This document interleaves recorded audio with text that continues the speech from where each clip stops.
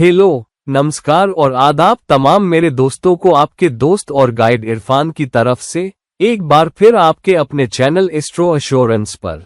कभी कभी जिंदगी में ऐसे मौके आते हैं जब हमें लगता है कि हम देख चुके हैं सब, हम कर चुके हैं वो सब और बस बहुत हो गया, और हम अब जुड़ना चाहते हैं ऊंची से ऊंची एनर्जी के साथ। ये तब होता है या तो जब हम जिंदगी से बहुत निराश हो जाते हैं और हमें लगता है कि हमारे साथ इंसाफ नहीं हुआ और कोशिश करने के बावजूद भी हमें समाज से अपना हक नहीं मिल पाया, हमें वो तारीफ नहीं मिली, वो कदर नहीं मिली और वो एहसानमंदी नहीं मिली जो हमें मिलनी चाहिए थी हमारी उस खिदमत की वजह से जो हमने की है, चाहे वो किसी इंसान के लिए हो या समाज के लिए। और कभी कभी बहुत निराश होके हम दुनिया से विरक्त हो जाना चाहते हैं और हम या तो अकेले रहना चाहते हैं या फिर हम ऊंचे मायने तलाशना चाहते हैं, ऊंची से ऊंची एनर्जी से जुड़ के, उस सुप्रीम एनर्जी से, उस परम ब्रह्म से या खुदा से, भगवान से, जो भी नाम देना चाहो।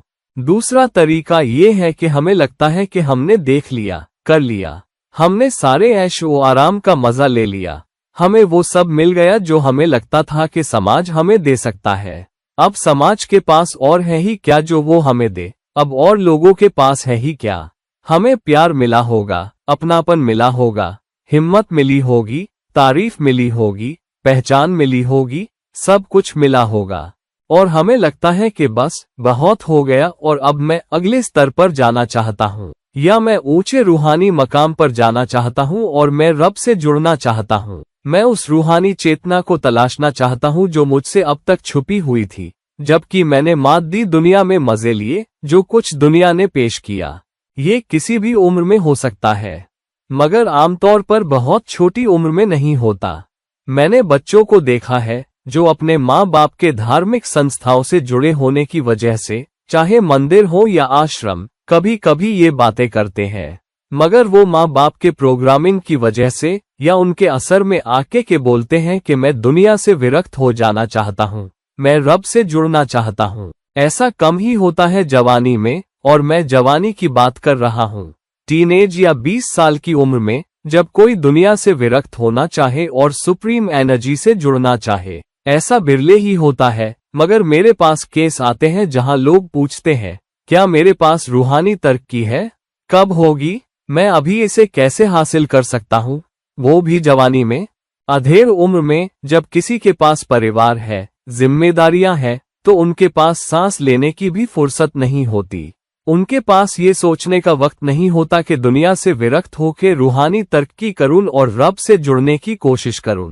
मगर कभी कभार, खासतौर पर जब मुश्किलें आती हैं या उन्हें लगता है कि अब सब कुछ सेटल हो गया है, बच्चे अपने पांव पर खड़े हो गए हैं और सब कुछ ठीक ठाक है, चकाचक है, तो ये ख्याल उनके दिमाग में कभी कभार आता है। मगर मुश्किल से उस उम्र में ऐसा होता है, लेकिन ये ज्यादातर बहुत बुढ़ापे में आता है, शायद 50 के बाद, शायद 60 के बाद भी, जब किसी को लगता है कि मुझे मादी दुनिया से जुड़ी कोई चीज नहीं चाहिए, न रिश्ते, न बच्चे, न बीवी, मुझे कोई नहीं चाहिए, मुझे दोस्त नहीं चाहिए, मैं बस रब से जुड़ना चाहता हूँ। हमारे ऋषियों ने भी इसको पहचाना है और इसे स्टेजेस में बांटा है, जहाँ पहला स्टेज है जिसे ब्रह्मचर्य कहते हैं। जब तुम बहुत छोटे हो, तुम एक स्टूडेंट हो और तुम सीख रहे हो, और तुम ब्रह्मचर्य का पालन करते हो, और तुम किसी रिश्ते में नहीं हो, और तुम सिर्फ सीखने पर फोकस करते हो और शास्त्रों को सीखते हो और जो भी सीखने के दूसरे तरीके तुम्हारे पास हैं और समाज तुम्हें पेश करता है। अगला स्टेज है गृहस्थ आश्रम, और ये बहुत अहम आश्रमों में से एक समझा जाता है कि गृहस्थ आश्रम के बिना तुम अगले आश्रमों में नहीं जा सकते और मोक्ष तो हरगिज नहीं पा सकते। तो गृहस्थ आश्रम मोक्ष की कुंजी है, और गृहस्थ आश्रम गृहस्थी की जिंदगी है, जहां तुम एक रिश्ते में हो, तुम्हारा घर है, तुम्हारे बच्चे हैं, और तुम रोजमर्रा के काम निपटाते हो, घर के काम और अपना कामकाज। और यही गृहस्थ आश्रम है कि तुम अपने सारे फर्ज निभाते हो, अपनी सारी जिम्मेदारियां गृहस्थ आश्रम में निभाते हो। और चूंकि आत्मा को सबसे ज्यादा तजुर्बे गृहस्थ आश्रम से ही मिलते हैं, इसीलिए गृहस्थ आश्रम सबसे अहम आश्रम माना जाता है। बिना गृहस्थ आश्रम का मजा लिए, बिना उसके गुजरे, गृहस्थ आश्रम के तमाम फर्ज, चाहे वो रिश्ता हो, चाहे काम काज हो, चाहे बच्चे हो, चाहे समाज हो, चाहे माँ बाप हो, चाहे भाई बहन हो, चाहे दोस्त हो, इतनी सारी जिम्मेदारियां जो गृहस्थ आश्रम तुम पर डालता है, उनसे गुजरे बिना तुम रूहानी जिंदगी में आगे नहीं बढ़ सकते। तर्क की आसान नहीं होगी, तुम्हें नसीब नहीं होगी। और जब ये हो जाता है, गृहस्थ आश्रम पूरा हो जाता है, तब आता है वानप्रस्थ। वानप्रस्थ है फितरत से जुड़ जाना या रिटायर्ड लाइफ में होना, जहां हालांकि तुम दुनिया में रह के उससे जुड़े हो, मगर तुम रिटायरमेंट के चरण में हो जहां तुमने अपने फर्ज छोड़ दिए हैं, गृहस्थी के फर्ज, और तुम उनसे दूर हो। तुम समाज में रहना छोड़ सकते हो और दूर चले जाते हो, और इसीलिए वानप्रस्थ में तुम जंगल में चले जाते हो और तुम फितरत को देखते हो और तुम फितरत से सीखते हो या तुम फितरत से एक हो जाते हो। इसीलिए इसे वानप्रस्थ कहते हैं। वन मतलब जंगल, और आखिरी है सन्यास।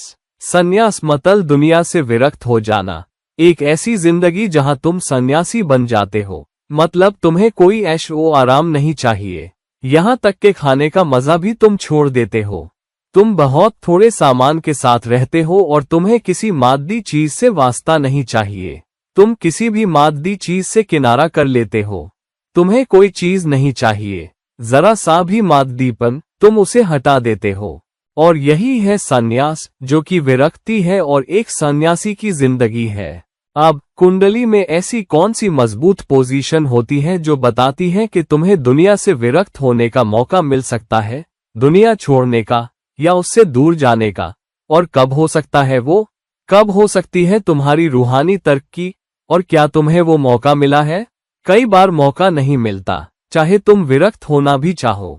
चाहे तुम विरक्त हो जाओ और सबसे दूर चले जाओ, तब भी तुम्हारा मन लगातार परेशान रहेगा, क्योंकि विरक्ति का वो दर्जा मानसिक स्तर पर, रूहानी स्तर पर तुम्हें नहीं मिला।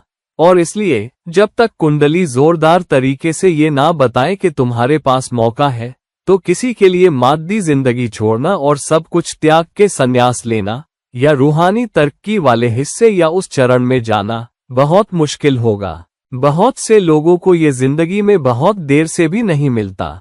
ये कहना आसान है, मैं संन्यास लेना चाहता हूँ, मगर संन्यास आसानी से नहीं मिलता, क्योंकि मानसिक स्तर पर, रूहानी स्तर पर मौका तुम्हें नसीब ही नहीं हुआ। अगर ये नसीब होता है तो ये जिंदगी के किसी भी दौर में मिल सकता है। कभी कभी संन्यास किसी को बहुत छोटी उम्र में भी मिल जाता है, और हम सनातन धर्म में और दुनिया के तमाम समाजों में ऐसी बहुत सी मिसालें जानते हैं जहां बहुत छोटी उम्र में लोगों ने रूहानी एनर्जी दिखाई है, रूहानी तरक्की दिखाई है, रूहानी आयाम दिखाया है, जहां उन्होंने संन्यास की चिंगारी दिखाई है। और जवानी में भी हमारे पास बहुत सी मिसालें हैं जहां बहुत से नौजवानों ने दुनिया त्याग दी, विरक्त हो गए और संन्यास का आनंद दिखाया, रब से जुड़ने का। और बेशक हमारे पास बहुत सारी मिसालें हैं उन लोगों की जिन्होंने बहुत देर से जिंदगी में संन्यास दिखाया। सनातन धर्म में जिन ऋषियों ने संन्यास लिया है, उनमें से ज्यादातर ने बहुत देर से, बहुत बुढ़ापे में लिया है, कभी कभी सैकड़ों साल जीने के बाद, क्योंकि उस वक्त वैदिक काल में लोग आज से कहीं ज्यादा जीते थे। तो क्या हमारे पास संन्यास का मौका हमारी कुंडली से पता चलता है? क्या ऐसी पोजीशन है जो हमें दिखाती है या वादा करती है या जोरदार इम्कान देती है कि किसी को संन्यास मिल सकता है, और कब मिल सकता है? चलिए देखते हैं उन पोजीशनों को जो कुंडली में हो सकती है और तुम्हें बता सकती हैं कि मौका है। होरा शास्त्र कहता है, अगर पैदाइश के वक्त 4, 5 या 6 ग्रह एक ही घर में हो, तो जातक के सारे राजयोग नष्ट हो जाते हैं और सिर्फ संन्यास योग बचता है। अब ये कोई नायाब चीज नहीं है कि तुम्हें 4 ग्रह एक कुंडली में मिले। हर 7वीं, 8वीं, 9वीं कुंडली में तुम्हें 4 ग्रह एक घर में मिलेंगे। ये बहुत दुर्लभ बात नहीं है। 5 ग्रह थोड़े दुर्लभ है, 6 ग्रह तो बिल्कुल नहीं कि हर रोज नजर आए। मगर अगर ज्यादातर ग्रह दूसरे घर में हो या चौथे घर में या 7वें घर में या 11वें घर में, तो तुम गृहस्थी या समाज से मजबूती से जुड़े हुए हो। फिर तुम्हारे संन्यास की तरफ जाने के चांस बहुत कम हो जाते हैं, क्योंकि तुम या तो दूसरे घर, परिवार में मजबूत एक्टिविटी दिखा रहे हो, या चौथे घर गृहस्थ जीवन में, या सातवें घर पक्के रिश्ते और पार्टनरशिप में, तो जब तक तुम पार्टनर हो कैसे त्याग करोगे?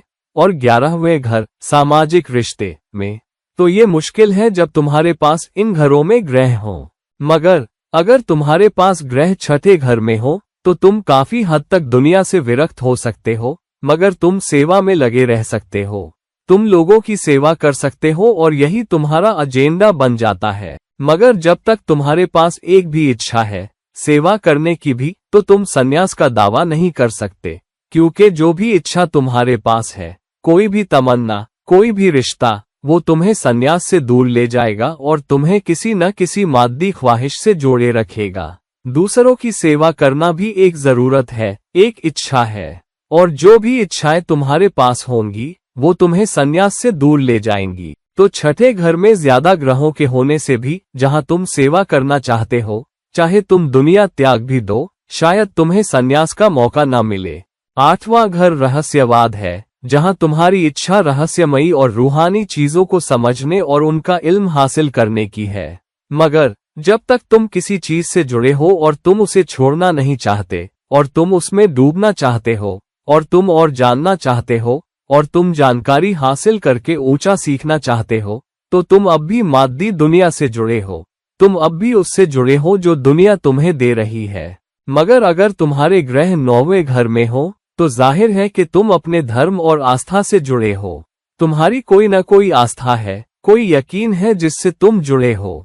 संन्यास का मतलब है बिना किसी आस्था के, बिना किसी यकीन के जुड़ना, सब कुछ छोड़ देना और किसी भी रिवाज में न पड़ना, यहाँ तक के धार्मिक रिवाजों में भी नहीं। रब से जुड़ने के लिए तुम कुछ भी छोड़ देते हो, यहाँ तक के वो तरीके भी नहीं अपनाते जिनसे परमात्मा से जुड़ा जा सके। और इसलिए हालांकि 9वां घर तुम्हें 4, 5 या 6 ग्रहों की मौजूदगी से संन्यास का मौका देता है, सबसे ऊंचा संन्यास तुम तब पा सकते हो जब तुम्हारे ग्रह 12वें घर में हो, जो सचमुच त्याग का घर है, विरक्ति का घर और मोक्ष का घर। तो अगर तुम्हारे पास केतु, शनि, बृहस्पति और चंद्रमा जैसे ग्रह हो, चंद्रमा भी इनमें शामिल है, ये ग्रह 12वें घर में हो, तो संन्यास का ज्यादा मजबूत चांस होता है बनिस्बत राहु के होने के या बुध या शुक्र के होने के। दूसरी तरफ अगर तुम्हारे पास सूर्य, शनि, बृहस्पति या केतु हो तो भी तुम्हें संन्यास का चांस है, क्योंकि सूर्य आत्मा को दिखाता है। अगर संन्यास योग के करक ग्रहों में सूर्य सबसे मजबूत हो तो जातक भैखनासा सन्यासी बनता है, जो जंगलों में रहता है और सूर्य की पूजा करता है। संन्यास के कई रूप हैं। भैखनासा सन्यासी वो है जो पहाड़ों में, जंगलों में रहेगा, हवन करेगा और अभ्यास करेगा, सूर्य को खुश करना चाहेगा, और इन हवनों के जरिए सूर्य को खुश करके आत्मा संन्यास पाना चाहती है। अगर चंद्रमा मजबूत हो तो कोई कपाली सन्यासी बन सकता है, मतलब तुम्हारा दिमाग किसी भी चीज से मानसिक स्तर पर बिल्कुल अलग हो जाता है। मनस तो एक बहुत मजबूत चंद्रमा, खासकर अगर वो 9वें घर या 12वें घर से जुड़ा हो, जहां ज्यादातर ग्रह चंद्रमा से कमजोर हो, और अगर चंद्रमा आत्मकारक भी हो तो भी सन्यासी होने के लिए ये मजबूत पोजीशन है। मगर अगर तुम्हारा फोकस अब भी गृहस्थी के मामलों पर है, अगर ज्यादातर ग्रह दूसरे, चौथे, 5वें, 7वें और 10वें घर में हो, तो उस तरह का संन्यास पाना बहुत मुश्किल होगा। अगर मंगल मजबूत हो तो कोई आम सन्यासी की शक्ल नहीं अपना सकता, यानी चोटी वाली, थोड़े से बाल, सिर के बीच में बालों की एक लंबी लट नीचे लटकती है और बाकी बाल मुंडे होते हैं या बहुत कम होते हैं, उसे चोटी कहते हैं। मगर ऐसे शख्स में बहुत एनर्जी हो सकती है, रूहानी लक्ष्य पाने के लिए बहुत एनर्जी लगा सकता है, क्योंकि मंगल शामिल है, तो उसकी कोशिश संन्यास के जरिए होती है और वो अपने दिमाग का इस्तेमाल करता है, क्योंकि मंगल लग्न को दिखाता है और दिमाग को, तो उसका सारा फोकस संन्यास पर है और वो अपनी सारी एनर्जी दुनिया त्यागने में लगा देता है। वहां कोशिश नजर आती है, मगर कोशिश के बिना लिंगी संन्यास नहीं मिलता, ये दुर्लभ चीज है।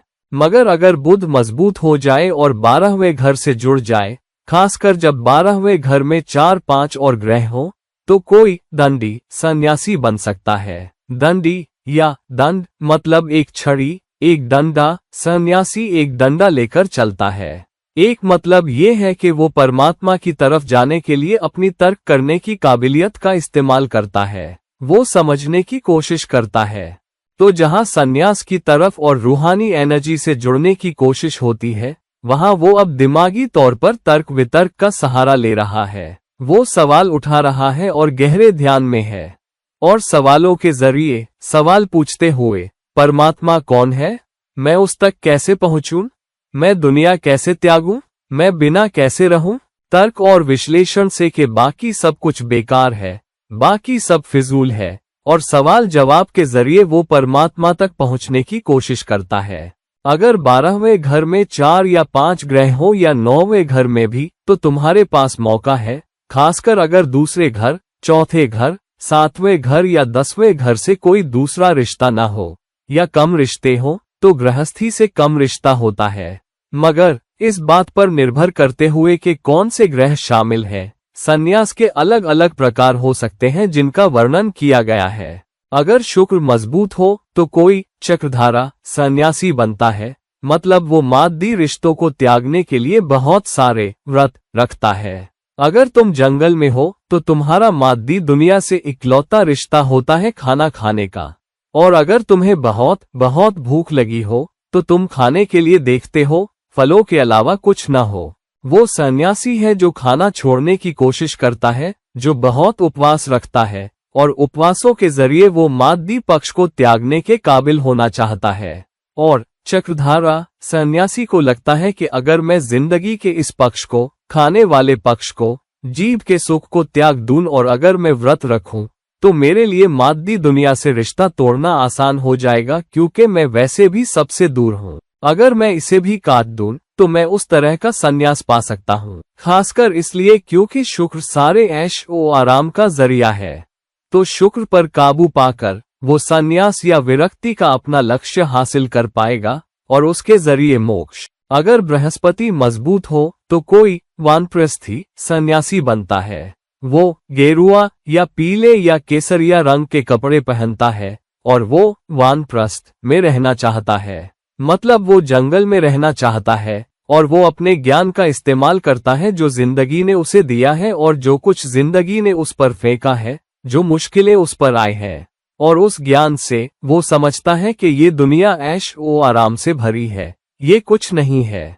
और बहुत मजबूती से बृहस्पति तुम्हें एक मजबूत आस्था और यकीन भी देता है।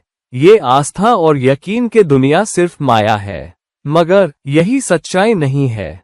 असलियत ये है कि इंसान को रब से जुड़ना है। आखिरी और असली रूहानी तर्क की वहां है जहां तुम परमात्मा से मिल सकते हो, और तभी एक बहुत मजबूत बृहस्पति तुम्हें वो काबिलियत देता है। और अगर शनि बहुत मजबूत हो तो कोई नागा सन्यासी बन सकता है। नागा सन्यासी वो नागा साधु होते हैं जिन्होंने सन्यास लिया है या दुनिया त्याग दी है, और आमतौर पर वो कोई कपड़ा नहीं पहनते, और वो बहुत कम सामान के साथ रहते हैं, और वो बहुत कठोर त्याग के तरीके अपनाते हैं।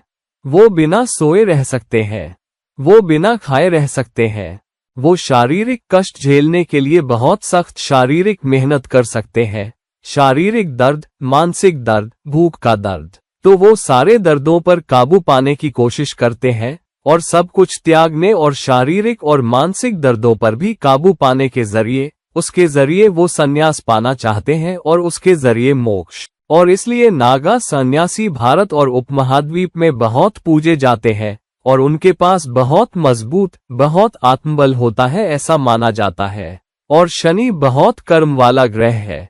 नागा सन्यासी होना तुम्हारे सारे कर्मों के कर्ज उतारने का, सारे कर्मों के रिश्तों को त्यागने का और सच्चे दिल से रब से जुड़ने का तरीका माना जाता है। अब ऐसे कौन से राशि हैं जो 12वें घर में ग्रहों के होने से मजबूती से वो दे सकते हैं? धर्म राशियां संन्यास से जोरदार रिश्ता देती है, जो है मेष राशि, सिंह राशि। मेष पर मंगल का राज है, सिंह पर सूर्य का, आत्मा का, और धनु राशि जिस पर बृहस्पति का राज है। ये अग्नि राशियां भी है। अगर 12वां घर ये हो तो ये मजबूत मौका देती है। अगर इनमें से कोई भी 12वें घर की राशि है और उस घर में 4, 5 या 6 ग्रह हों, तो वो इस संन्यास योग की तरफ मजबूत मौका देती है। फिर वृश्चिक राशि जो 8वें घर की एनर्जी है, रहस्यवाद।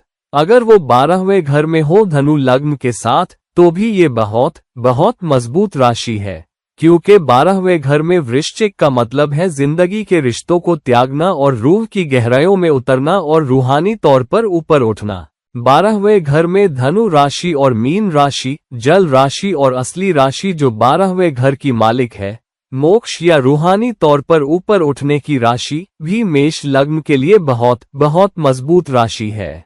अगर तुम्हारे पास 4, 5 ग्रह या 6 ग्रह 12वें घर में हो और दूसरे, चौथे, 7वें या 10वें घर में ज्यादा ग्रह ना हो, तो तुम्हारे पास संन्यास का मौका है। अगर ज्यादातर ग्रह 12वें घर या 9वें घर में चले जाएं और कुछ ग्रह 6ठे घर या 8वें घर में हो, तो भी संन्यास की तरफ बहुत मजबूत मौका बनता है। मेरे ख्याल से अब कोई गारंटी नहीं है। ये संन्यास योग है जो प्राचीन ग्रंथों में बताए गए हैं, तो उनसे पता चलता है और उन लोगों के तजुर्बे से जो इस तरह की जिंदगी गुजार रहे हैं, जो विरक्ति अपना रहे हैं, जो खुद सन्यासी बन गए हैं, और उनकी ग्रहों की पोजीशन देखने से हमें अंदाजा होता है कि ये वो पोजीशन है। शायद ये तुम्हें मौका दे, मगर ये सिर्फ रब से जुड़ने की परम इच्छा से ही हासिल होता है कि संन्यास मिले और उसके जरिए मोक्ष। और ये आसान नहीं है, क्योंकि तब भी दिमाग का रिश्ता समाज से, बच्चों से, मादी चीजों से या अधूरी ख्वाहिशों से बना रहेगा। तो जब तक कोई अधूरी ख्वाहिश है, दुनिया से कोई रिश्ता है, संन्यास मुश्किल है, चाहे योग हो या ना हो। तो दोस्तों, अपनी कुंडली देखो। सिर्फ मुश्किलें आने की वजह से दुनिया त्यागने की जल्दी मत करो, क्योंकि सिर्फ दुनिया त्याग देने से संन्यास नहीं मिलता। तुम्हें मानसिक स्तर पर, रूहानी स्तर पर भी विरक्त होना पड़ेगा सच्चे संन्यास के लिए और उसके जरिए मोक्ष पाने के लिए। तो दोस्तों, प्लीज इस वीडियो को लाइक करें, प्लीज इस वीडियो को शेयर करें, और अगर आप मुझसे पर्सनल कंसल्टेशन चाहते हैं तो प्लीज मुझसे नीचे दिए गए लिंक पर राब्ता करें। और फिर कभी किसी और वीडियो के साथ, ये रहे आपके दोस्त और गाइड इरफान, साइनिंग ऑफ। नमस्कार।